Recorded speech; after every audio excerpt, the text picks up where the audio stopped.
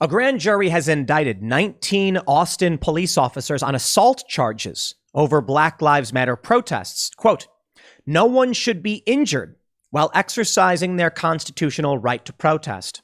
I want to talk to you about hierarchy. That's the word that's been going around recently when people are talking about the double standard, how the left gets away with crimes, the media defends them, and the right goes to jail. It's not a double standard, they say. It's not hypocrisy. It's hierarchy. And I'll give you a good example before we read the story and talk about what's going on. The story is of a young man in Kenosha, Wisconsin, lived nearby, had many family members who lived there, and watched for several days as rioters destroyed his town. He showed up to defend it, actually offering aid to the protesters. He was attacked by convicted felons, very disgusting crimes. He fled, ultimately defended himself. He was arrested, and his bond was set at $2 million.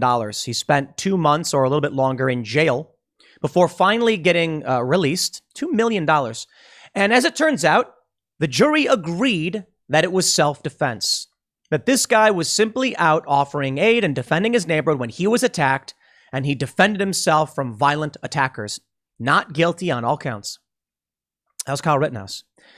Then we have the story of Kintez Brown, a Black Lives Matter activist and Pan-African socialist who espouses, who encourages people to join a group with similar views to the Black Hebrew Israelites. They are an anti-Jewish group. They believe that Black people are the true descendants of Israel. He is arrested on the charge of attempting to assassinate a Jewish Democrat. His bond was set at $100,000. Black Lives Matter posted that bond, and he's released. It's incredible, isn't it? The hierarchy. One side is protected, the other side is villainized. Now we see the story about these cops being indicted, and you know what? I don't care. I have no sympathy for these police officers. Sorry, it's true. Y'all should have quit a long time ago. I have no sympathy. Now, Texas is another story, right? Because Texas isn't, they didn't have as harsh of lockdowns as many of these blue states did. But I'm over it at this point. I really, really am.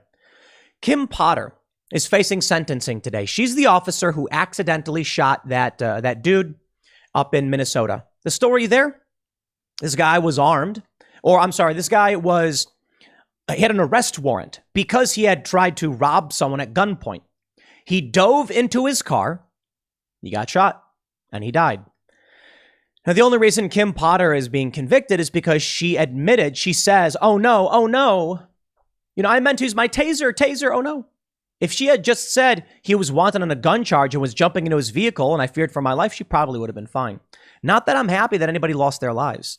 I just have no tolerance for two things. One, I've seen too many cops right now, as I'm recording this. Reports are coming in that cops up in Canada are arresting the truckers and shutting them down. They don't care about you or fundamental human rights, and I don't care to defend them.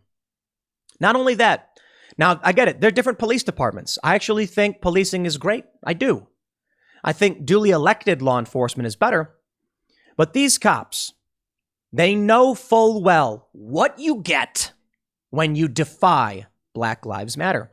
You'll be indicted. So at this point, I hope they get charged. Why? Well, for one, let's see what the charges actually are. Were they actually attacking innocent bystanders? In which case, no sympathy. The second is, you could have jolted the system, woken people up, and had them say, you know what, we were wrong about this, but you didn't. You bent the knee like cowards, and now you'll reap what you have sown. Good. Let me explain. We got defund the police. We got Black Lives Matter riots. And the police did just enough to allow people to say, not in my backyard. So while these Black Lives Matter extremists went around destroying things, being emboldened and becoming more radicalized, more extreme, causing over $2 billion in damage, we had enough cops to say, I'm going to maintain this system, which hates me, so that the people refuse to get involved because the scarier threat is Black Lives Matter. The point is, if the police said, if you do not want us around, we will not be here. If the police said, we will not be party to this politics, regular people would have been shocked out of that system. They would have seen the wanton destruction. They would have been forced to confront it themselves because the regular people refuse to call out the extremism. Now, look, if these cops are innocent, well, this is a problem. But we'll have to see how this one plays out because I'm not giving them the benefit of the doubt. Granted, I think Black Lives Matter are all liars. I don't believe a single one of them. But here's the story. The Independent reports up to 19 police officers in Austin, Texas have been indicted by a grand jury on charges of aggravated assault relating to their actions during the George Floyd riots. Of course, the Independent didn't say riots, but I did. In what would represent one of the largest actions against individual officers from a single force for many years, it was reported that charges had been brought against the officers almost 2 years after protests across the country resulted in clashes. You mean violent riots?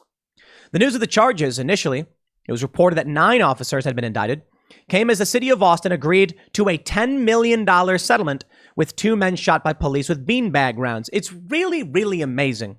When people in D.C. waged an insurrection on Donald Trump's inauguration, January 20th, 2017, they actually sued and won money. You see, the problem is these cops support a broken system. It's time they said, hey, look, they were warned, man.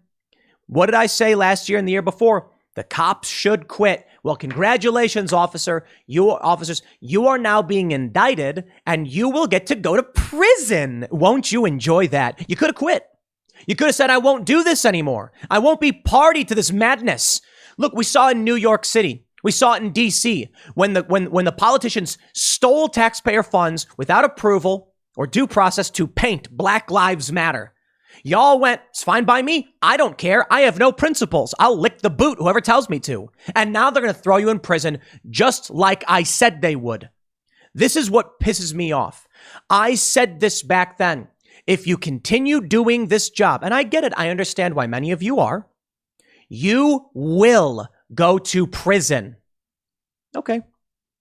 And people were just like, nah, I'll be fine. Man, Kim Potter, right after Derek Chauvin, I said, she knew. She knew. She was on desk duty most of her career. And when the cops were resigning en masse, those are the principled cops, and I'm not playing this game anymore. These are the cops who are like, I refuse to endure any kind of hardship. I will do my job. I will do what they tell me in the face of injustice. When they're shutting down businesses, when they're mandating vaccines, we see the cops in New York. We see them in these big cities. We see what they do. They arrest the protesters who are fighting for civil rights. And then when they go up against the authoritarians and Black Lives Matter with massive corporate and government support, they get to go to prison. Maybe now these cops can realize you are on the wrong side of this. You think that you can just tie your hands. You think that you can just sit down and say, look, I'm not going to be involved. Okay, well, then you go to prison. And enjoy it, I guess. Look, I don't want innocent people going to jail. I want to see these cops, have their day in court. They're innocent until proven guilty. But we're in a political landscape. Okay, we have 2 different countries, effectively, is one great way to put it. And police don't fit into one of those countries. So you either recognize you will uphold the Constitution and defend this country, or you can work within their confines and go to prison. It's unfortunate we've come to this point, but it is. It's where we're at. Now, look, duly elected law enforcement, I think, is great. At this point, the big city cops, you reap what you sow. I feel like we're at this point where we need to accept personal responsibility for our safety. We should say, officer, we no longer need your assistance. You're unable to effectively help us. We've seen what happened in these cities where you shut down people's businesses. We've seen you arrest people like the guy at Attila's Gym. I'll tell you, one of the most disturbing things to me was when the cops came to Attila's Gym to fine and arrest people, and the owners, because we've had them on the show, they were like, oh, they're just doing their job. No way, I'm not playing that game. These cops have a choice. They can say, I will not play this game. Here's the challenge, I suppose. We can say of these cops, they were actively policing Black Lives Matter. But at a certain point, my response is, you have to leave the system. Now, people on the right say they fear that if that happens, the National Guard gets called in and the police get federalized. The federal government doesn't have the capability to replace all of these police departments. So what's really happening is Black Lives Matter and woke cultists are taking over our institutions, and the police are effectively helping them do it. Now, I get it. You'd say, how does that make sense? These cops are being indicted. They're upholding the system as it's being run by psychopaths. New York being the best example. Bill de Blasio illegally takes taxpayer funds to paint a political message in front of Trump's building, and 27 police officers with smiles on their faces enforced it and threatened anyone who tries to stop it. Now, trying to police Black Lives Matter, I know, I get it. That's keeping the people of Austin safe from the extremists. But all that ends up happening is that the people of this city don't pay attention, don't care, and end up blaming the cops. It's propaganda. It's fourth and fifth generational warfare. This is what really adds to my ire. You see, these cops are not going to be villainized. They're going to be demonized. And the narrative to the people of Austin, which is, they call it the San Francisco of Texas, is going to be that the evil cops were doing wrong and these poor peaceful protesters. Okay. We saw billions in damages from these riotous extremists. If these cops just said, I will not police this. Sorry, have a nice day. I'm out. What do you think would happen then? Regular people and leftists would be like, why is my neighborhood being destroyed? Well, it's because you hate cops. You don't want them there, so they said they wouldn't come. Instead, the cops are like walking into a trap over and over again. Look at this. Quote, we believe many protesters injured by law enforcement during the protest were innocent bystanders. Wait, you believe that many of the protesters were innocent bystanders? What does that mean? Were they involved in the protest or not? We also believe that the overwhelming majority of victims in the incidents that were investigated suffered significant injuries. Now, I'm not a fan of any of that. If the cops overstepped their bounds and were firing at people, then good. Then I'm not going to support any of these cops for any reason, because I'm just sick of it. I'm absolutely sick of it. My attitude is the police needed to stand up and refuse to be involved in all of this a long time ago, and they didn't. And now they get to go to prison. Aggravated assault, that's very serious. Maybe now this will be a wake-up call to these cops that are trying to work in places that don't want them there, that the system is broken, and you'll go to prison for this. The city's paying millions of dollars to people. It's crazy. Justin Howell is getting $8 million. He was 20 years old when police shot him with a beanbag round. Family members said following the incident, he suffered a cracked skull and brain damage, leaving him in critical condition for multiple days. That's wrong. The cops shouldn't be doing that. And the cops should be charged for that. I absolutely think so. Now, the question is whether it was intentional or not. If someone agrees to participate in, a riot or something and they get hit, I don't think you get paid for that. But I'll tell you what really bothers me with all of this is that it's the clear and obvious double standard. And it's the fact that these cops should realize by now, you will go to prison. You should quit. Kim Potter, the ex-cop convicted in Daunte Wright's death, will be sentenced Friday. Yep, I predicted it. She's going to go to prison. That's the way the game is played. Look, I don't have all the answers. And I understand a lot of people want to defend cops because they want to believe in their cities and stuff. But I got out of the suburbs. We had our police department in the suburbs in the New Jersey suburbs. It was great. They were good. They were great. There wasn't that many officers. We knew many of them. They were nice guys. And I get it. We didn't have these issues. These cities, they appoint their high-ranking police officers. They're Democrats. They live in these cities. They vote for these policies. Or at the very least, they know how bad things are, and they choose to maintain that system. That's the issue. You have a city of 80% Democrats, just in general. New York, for instance. The cops who live there might pretend to be conservatives or to oppose the far left, but they support and maintain this corrupt system. I have no sympathy for that. Austin, there's a lot of good in Austin, all right? Michael Malice lives down there. Joe Rogan's down in Austin. There's a lot of good people in Austin. But Austin is just another Democrat stronghold. And if the cops want to play that game with them, then I am not going to defend them when they go to prison for doing this job. Democrats reap what they sow. You want to live in this city? You want to vote for this stuff? By all means. I don't care if you do. I don't live there. I left New York. I left Chicago. I lived in Seattle. I left all these places. I'm going to go live in the middle of nowhere because all these people have lost their minds. Minneapolis, Kim Potter. She had every warning after what had happened with Chauvin and Floyd. But she decides, I am going to be a fundamental support structure for this city and all of its crimes and fecklessness. Okay. So I'm sure some people will say it's honorable. And I can respect that these officers know the dangers they face politically. My issue is just like, man, could you imagine what this country would be like if we stopped babying these people? I'll tell you how I see this. All right, these cops are giving baby their bottle. That's what I don't like. Listen, when you see a kid who's having a temper tantrum, screaming, "I want 2 ice creams, I want 2," and the mom's like, "Okay, honey, I'm sorry, he's yelling in my ear." I'm just like, it's pathetic. It's absolutely pathetic. Grow a backbone. Say no. They don't. These cops don't care. Here's what I end up seeing. The cops in New York defending the Black Lives Matter mural. The police in Seattle actually arresting the guy being attacked by Black Lives Matter and Antifa. So I'm just like, look, man, if you're in a red area, and I live in a red area, and we've got our sheriffs and our cops, pretty good. Yeah. If these cops who do a good job and are in an area where they mostly just leave you alone, start getting flack from extremist groups, I'll be there to defend them 100%. If those cops commit crimes, I'll be there to condemn them outright. In these blue cities where they vote for these policies, these cops don't seem to care. But more importantly, what you got to understand about a lot of these cities is that the cops are Democrats themselves. So I don't understand about the conservatives who are like, back the blue, baby. I'm like, why? Look, when I was talking about the George Floyd riots and all this stuff in 2020, I actually lived in a blue area. And so for me, it was like, we need our cops. Like, I don't want the rioters coming here.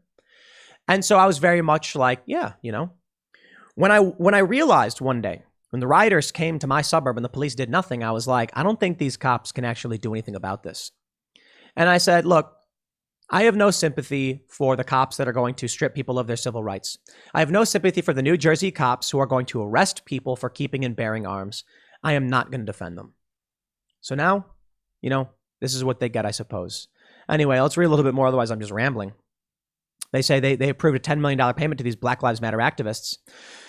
That Austin Mayor Steve Adler said the settlements remind us of a real difficult and painful moment in our history. You know what you need to understand about this? Because of what happened, Black Lives Matter activists are getting millions of dollars. The government funneling money into the pockets of BLM. It is important that we address these two injuries and that we've made policy changes going forward. That's the Mayor Adler of Austin. I'm so glad I never moved there. And there are people saying, you got to go there. There's so many amazing people that moved to Austin. I'm like, no way am I moving to Austin. We're in West Virginia. We're building Freedomistan. We got about 50 acres. We're going to do our own thing. We're going to mind our own business. And we're surrounded by a bunch of right-wing nut jobs. Excellent. Wouldn't have it any other way. You know why? I may not agree with right-wing nut jobs, but we all agree we're going to leave each other alone. It's great. They can put up whatever sign they want. I don't care. They'll leave me alone. I'll leave them alone. But you know what, man? In these big cities, it's just not the way it is. And people want to live in Austin. I think it's amazing. I'm like, dude, Austin is woke. Look at what's going on there. Why would you want to live there? What happens when Antifa comes and smashes up your window and then sues you because they tripped and fell on your stairs? It's the kind of thing that happens in these places, and people want to be living there. You know what? Look, man, I've got a mixed view on policing these days, especially because of the lockdowns, because of the suppression of people's rights, because in many states I have seen police officers just strip someone of their constitutional rights without question. I've talked to many former cops, and they say, cops got to enforce the law, man. They're just doing their job. That's a lie. It's just absolutely not true. Police pick and choose when they enforce the law. They want to come out. They think that they can exist in a city that is overrun by Black Lives Matter, that hates police. This is what you get. You are watching Chauvin and his other officers going to prison. And it's just amazing to me. You know what it is? It's also at a certain point you have to recognize like when the system is out to get you and when it's your own fault. So I can put it this way. And I can certainly respect cops that are trying to do the hard job to keep the community safe, but I don't think that's it. I really don't. I've talked to more than enough cops. And most of what I hear is I need this job more than anything. Yeah, of course, there are many who are like, look, I love being a cop and I love my city and I won't back down. I'm like, I get it, for sure. I hope you enjoy prison. And I'm not saying that to be a dick. I'm just saying, like, they're going to come for you. They will. And you know what? If you want to stand by that, so be it. So long as you're not the kind of cop that's going to arrest someone for exercising their constitutional rights. I know Texas is constitutional carry now. But, ultimately, I've seen more than enough of these big cities to know that when the mayors get in, when the Democrats win, they appoint their buddies to these departments. I just don't care. I'm not having it. At a certain point, I have to just say, you reap what you sow. You really do. And part of me just feels like if cops stood back and said, we won't engage with Black Lives Matter because the city supports them, how many people would vote against Black Lives Matter? The riots damaged their fundraising. It damaged their support. But when police come out and become the villains, it empowers Black Lives Matter. It empowers the extremists and the rioters. That's the point. Okay, whatever. Rant over. I'll leave it there. Next segment's coming up at 4 p.m. over at youtube.com/Timcast. Thanks for hanging out, and I'll see you all then.